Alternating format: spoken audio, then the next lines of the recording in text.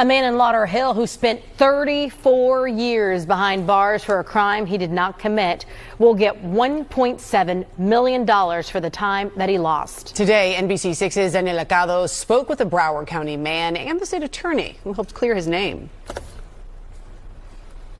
That was it. I was going to die in prison. Sidney Holmes was sentenced to 400 years in prison when he was 23 years old after being wrongly convicted of serving as a getaway driver in a 1988 robbery near Fort Lauderdale.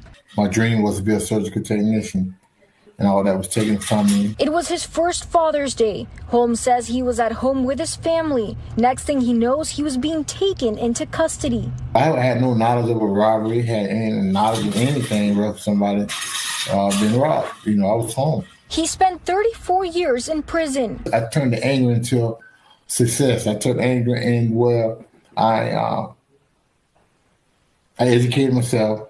I got a degree. I got a theology degree.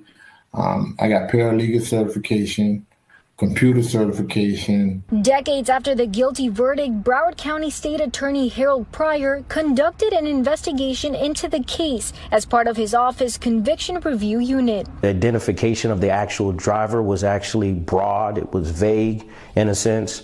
And really the only identifying factor was that there was a yellow Oldsmobile. And at that time in the late 80s, if you look at the history of the yellow Oldsmobile, it was the most common vehicle in the United States at that time. Holmes was freed in 2023, but received no compensation despite a Florida law that gives anyone who is wrongfully convicted $50,000 for every year spent in prison.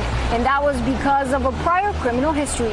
But a claims bill was passed earlier this year, and on Tuesday, Governor Ron DeSantis signed and approved a $1.7 million payment to the now 59-year-old. It's never going to be enough money in your lifetime to take about all the memories, the time that you lost. I lost my father. He won't ever get that time back, but he's now turning his hurtful experience into advocacy, writing a book and creating his own foundation. I would like to advocate is tell a person, if you're innocent, if you haven't done anything, never give up. Reporting in Fort Lauderdale, Daniel Acado, NBC6 News.